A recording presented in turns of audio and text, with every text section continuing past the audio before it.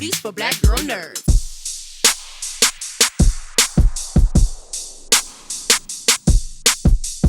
Thank you, gentlemen. This was a series that's near and dear to me because I'm a huge wrestling fan and I do a wrestling show.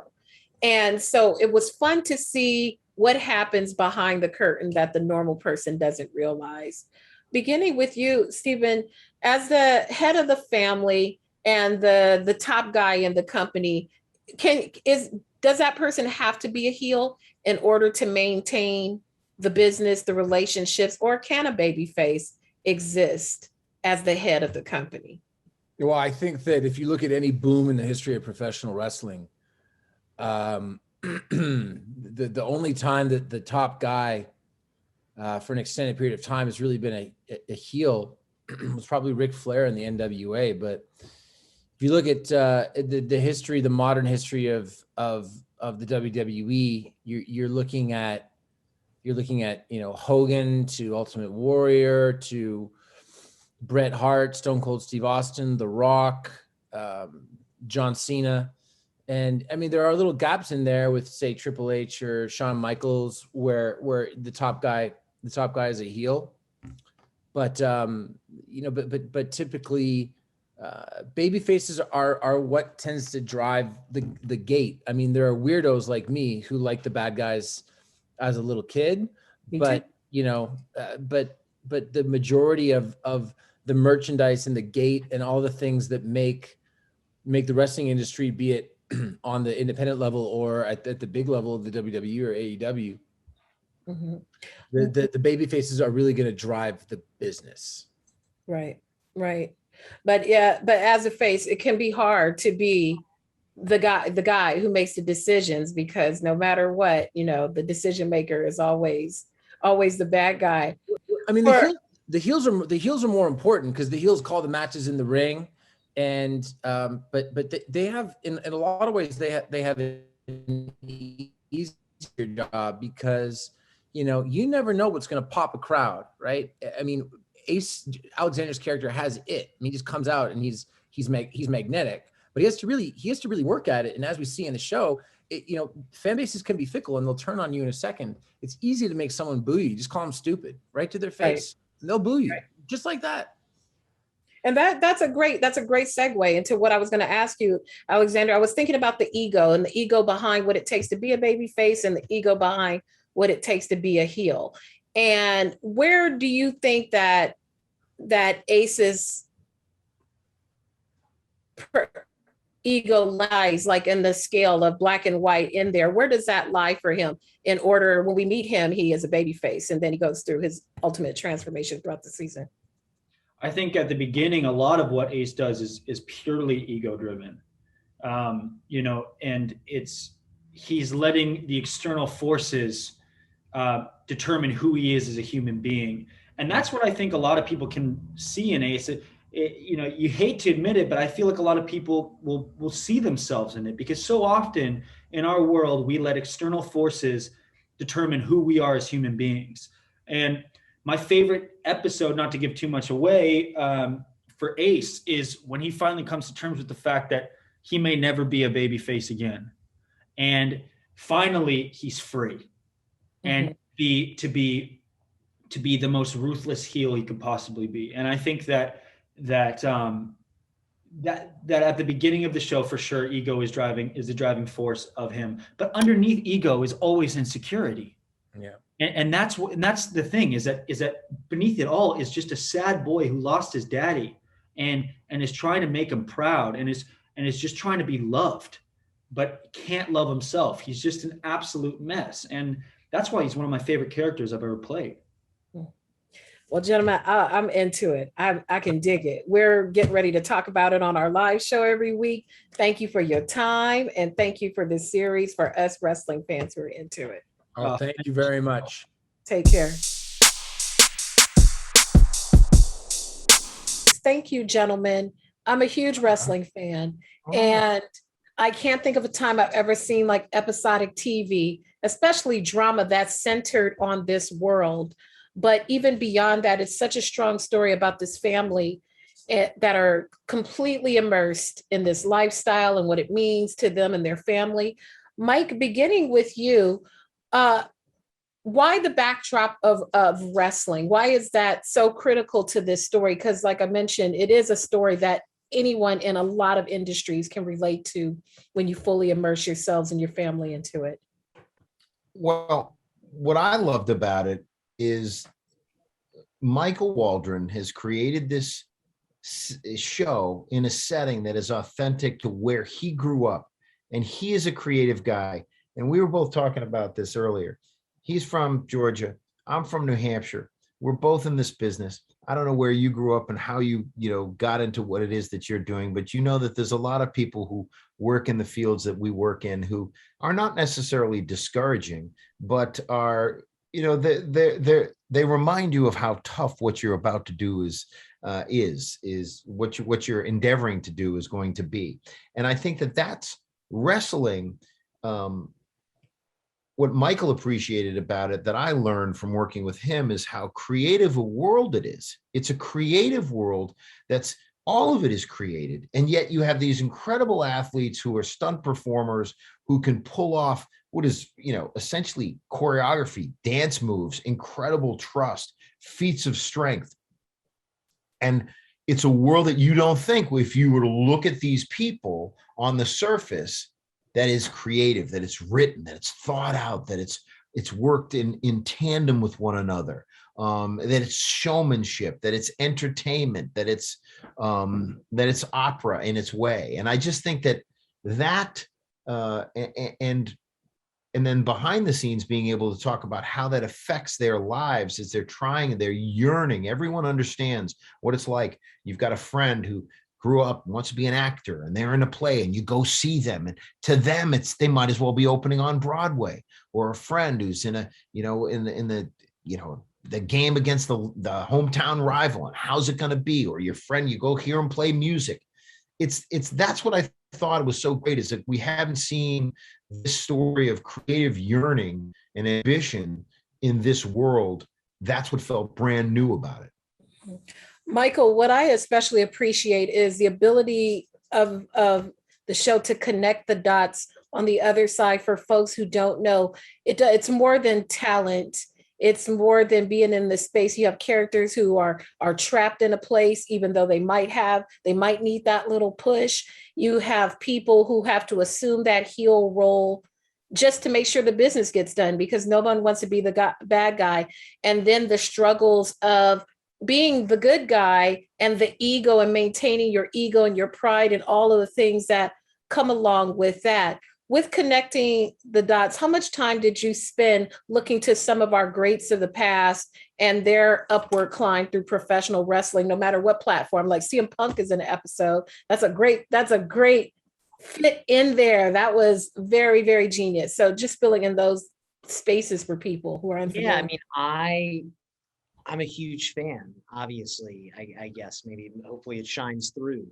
And I have been since I was a little kid.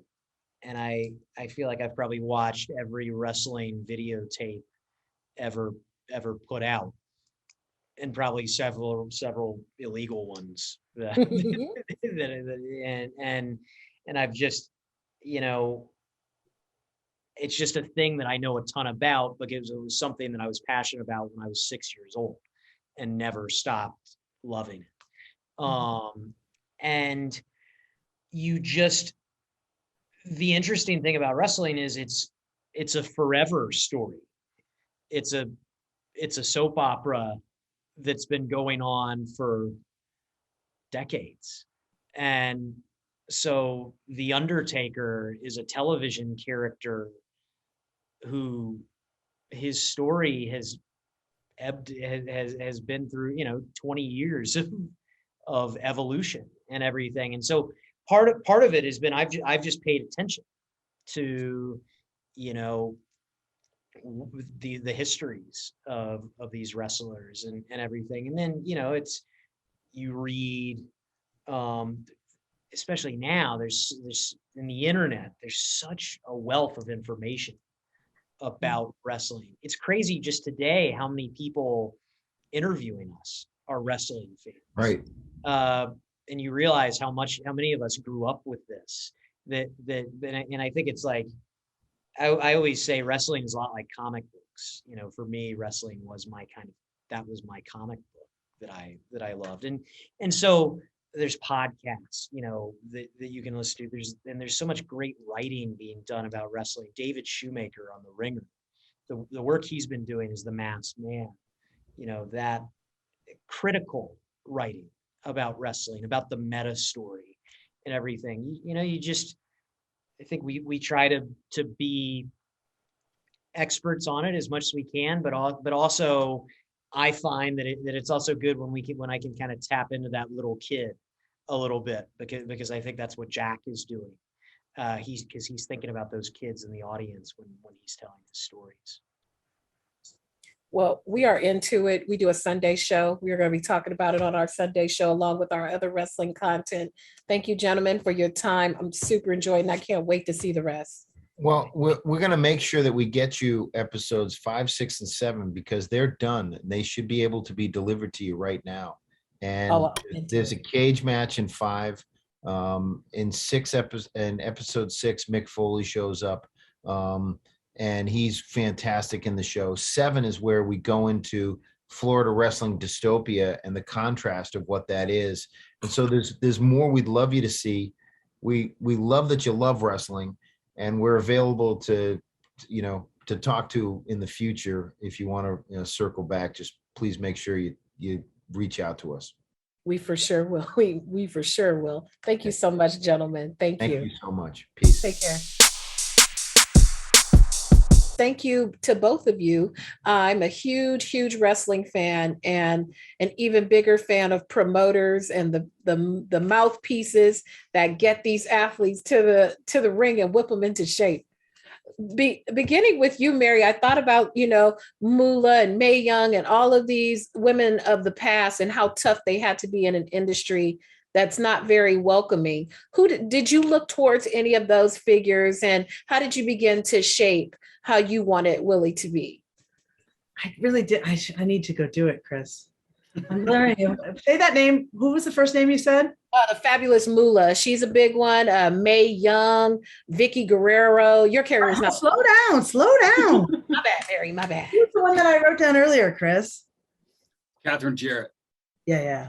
I know. I need to go do that, obviously. I mean, I really sort of dove into Willie, thinking about her more in that world of just men and their egos. And I mean, I think I dissected it more that way. And then her sort of personal life and how that was sort of secondary to her professional life and what that means to a woman.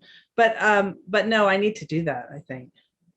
I thought you did amazing, because when I looked at how it came across, I immediately thought of these women. You were right in the vein of that toughness, but still integrity. That's great. And I think it is similar. I mean, I think any woman in a man's world, and film sets have been that way for a long time too. My job has been that way. So, and lots of women's jobs are that way. So it's not, I think it's, if you can tap into that and what that means for women, I mean, sometimes I have to talk tough, and the younger wrestlers are afraid of me, and that's good. And that's how I get that done. But then I'm also sort of massage things behind the scenes and do things, and I bite my tongue and I let their egos, flare up and burn out, and things that women do all the time in their jobs and have to do. For Chris, for Wild Bill, I think of there are some wrestlers who wrestle and then they go off into the sunset. Some stay on with the company and become legacy people. For Wild Bill, it seems like he's having a little struggle with his own immortality. He still wants to be part of the world, but he wants to be one of the young guys too. Is that a fair assessment of where he's at this point when we meet him? I think it's pretty close. I think right up to thinking he's got a place with the company long term. That's the plan. He's coming down on the other side of the rope, and he's looking for people to bring back that they can exploit and make money off. And he is, I think, content to do that. But I think the ring presence, I think the mic time it's starting to get to him. He's missing it a lot. He lives for it. I think he is of that wrestler DNA where without a crowd pop, he really, it's like blood to a vampire for him. And it's not coming. Meanwhile, his lifestyle has caught up to him. and time is sort of becoming the heel in his life. So I think that what's great about this story is it catches Wild Bill, who is so savvy, so ring smart, so good on the life mic, and it's not working anymore. So he has to find a place right quick where he can contribute, because at the end of the day, I think he comes from that place where wrestling's all about giving to the audience, giving to your partner, giving to your opponent. And without that, I think he's really screwed, and he knows it. Yeah.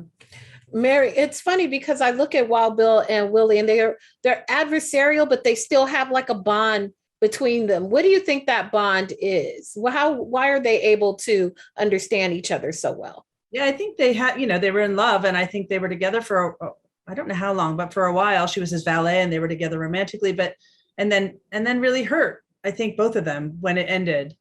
But I think they have a sensibility, they share a sensibility, like people do in relationships that are, sexy and have chemistry and stuff. I think they shared a sensibility. I think they share a sense of humor. I think, she has a lot more in common with him than she does her husband. So I think, but doesn't mean it's healthy or right. I understand their chemistry. But he's trouble when he comes back, because, her world is it's like a little house of cards, and he's there to mess it up. I'm going to cough. Sorry. They usually are. They are. That's okay. They are giving me the hook anyway. Look, you guys, I'm into it. And I just thank you for your time and what you brought to this. This is awesome. Thank you. I'm so sorry I coughed through the last bit. Thank you so much. It was at the end. It's okay, Gary. That's okay. Thank you, guys. So it's fun to see a series about the subject, something you don't see a lot. James, beginning with you, we see you as a kind of like a truth sayer, a peacekeeper, but still kind of maintaining that big man image in the locker room. When you look at wrestlers of the past, were there any that you look toward to kind of shape this character, as well as using your own sports background of how to interact with all these people in the locker room? I can't say that I actually looked to any other wrestlers to shape this character. The character was actually he was put on paper. I talked to Mike. He basically told me what he was looking for, and just talking to Alan and getting an understanding of the acting and getting an understanding of how to build your character. I got an opportunity to actually build a character that was just from the ground up. So I didn't have to learn like dialogue and things like that, and not dialogue, but dialect, things like that. So talking to Alan and getting him to, inform me like, yo, it's not just the words, it's in between the words. Like, what is it that they're trying to, get from this character, and talking to Mike and understanding that. So I didn't look to anyone or any wrestler for that. I just, really had the opportunity to go from, the bottom and build it up. Mm-hmm. Alan, for Rooster Rollins, I thought of all like the kind of great flamboyant guys, the macho mans, the even though the Ultimate Word and talk, and just all those kind of flamboyant personalities. Did you look to the past? How huge a wrestling fan? Because you stepped into that persona very, very easily. Thank you. Well, yeah, now I modeled it off of, the guys that I felt like really did that flamboyant style the best, starting with Ric Flair, man. I got the feathers in my costume in homage of Ric Flair, to Ultimate Warrior, of course, to the colors. And you can kind of see that in my uniform as well. And then Shawn Michaels, you can see in the promo, the pose. That's Shawn Michaels. I definitely wanted to add those elements of those three wrestlers to kind of really make Rooster pop in this particular world. So those are my inspirations. Mm-hmm. Well, we've been seeing actors and other performers coming over, at least to WWE. Historically, other people like to participate in pro wrestling. James, you ready to get in there? If they put you in a match with like Roman Reigns, you ready to get down with somebody like that? The actual physical nature of doing it, I could do it. That's not an issue. But the actual mental preparation of having to take those bumps and bruises, I'm past that. I played 15 years in the league.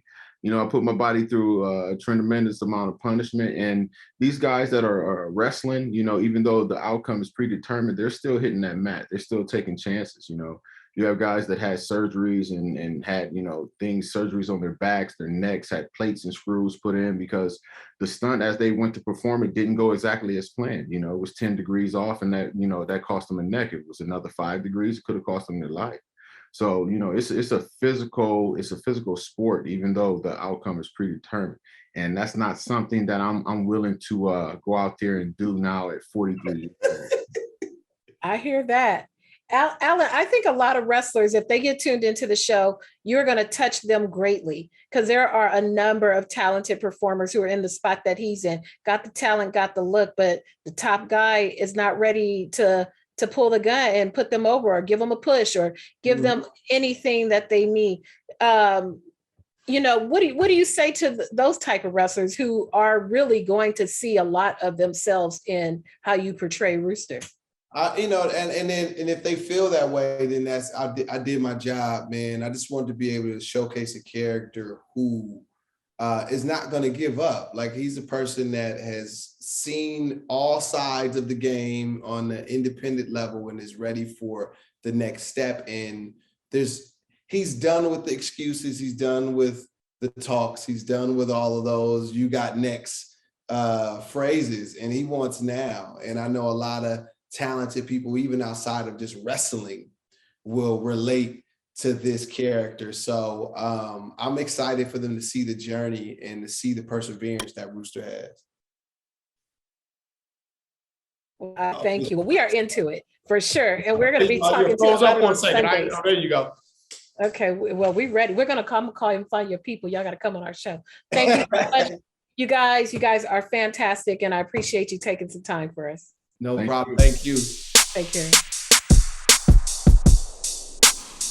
Alison, thank you so much for your time. And I especially appreciate what you bring to this crazy group of pro wrestling people as kind of the odd person out. It's tough when you enter into a family that has such a strong lineage of anything. And so now we find that she has to fit in with that and maintain who she is as a person. Is that a fair assessment of who she is? That's amazing. In fact, I want to write it down. I'm going to watch this afterwards and be like, okay, that was amazing. I'm going to use that. No, for sure. I think what really drew me to the character was how she is the unsung hero, so to speak, and the hero without a cape. All the women are in this series. They're like the backbone and the reason this community in this town functions. And they don't get their due credit, but isn't that a testament to women in general in a lot of ways? Absolutely. What's fascinating about this, professional wrestling is still very popular, but no one really makes episodic TV about pro wrestling. When this was presented to you and you read over it and you got a feel for it, what did you think about this world in general and how these characters are maneuvering throughout it? Yeah, when I first read the script, I actually fell in love with the script within a few pages. I loved the writing. I loved the story. I loved the fact that you could take wrestling completely out of the story and it is a standalone, really well-written Southern family drama. And I'm from the South, and so I'm drawn to Southern storylines and unresolved trauma and the suppression and the repression that lives in that family. And I was super drawn to Staci for the fact that she is someone that perhaps her life could have gone a different direction if it was cultivated in another way. She's a super creative individual. That's why she fell in love with Jack, is he's not only a wrestler, he's a writer, and he's a creative individual. And had her dreams been cultivated more, who knows where she would be. And the way that she is written, she's so well-rounded in the fact that when I first read her, I fell in love with her and looked at my husband and I said, this woman dwells inside of me. She's my mother and my grandmother and my best friend, and she's this woman that I feel like I've tried to repress and never want to be like, oh, I want to get out of my hometown. I moved to New York at 19. And she's this woman that inspires me, that has this tenacity and this resilience and this accountability that I can only dream to have as a partner and as a mother one day. She is so adept at recognizing when things are not right, probably because she's removed almost like an editor. Like she's almost like their life editor. She can see the things that are wrong that they can't see because they've been looking at it for too long. Is that going to be a consistent thing throughout the series for her? Because all of them need that in every capacity. For sure. I like to think of Staci as the queen of accountability, and she is the only one that can challenge Jack. Everyone else at work, he's the boss. No one questions him. Nobody gets ideas. He's the writer. He gets to decide the outcome. And the only person that can kind of push back a little bit and challenge him is Staci at home, and she does so because she knows the best version that he can be. And one of the things she's constantly challenging him without directly coming out and saying it is, hey, is this your dream? Is this what's making you happy? Or is this your dad's dream? And what is that doing to you? Staci is wise. You know, she's pretty much telling us, get rid of what doesn't serve you. If it doesn't serve you, then you don't need it. And should we look at her as kind of almost like an all-knowing, almost like a Yoda in a sense to all of these people, because she just seems to get it. You know how I said that she reminds me of a lot of people in my life. My mother is an introvert, but she is my favorite person to talk to about, and she is not in show business at all. She's a nurse. She's an introvert.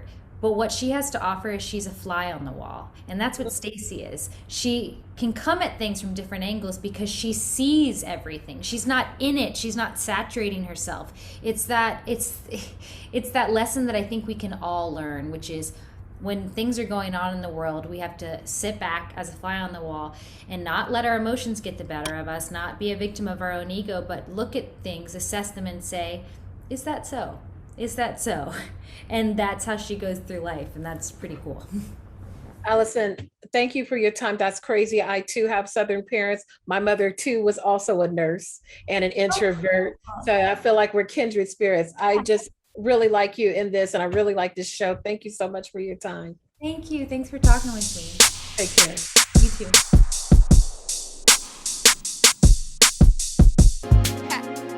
Better shake your booties for black girl nerves. Better shake your booties for black girl nerves.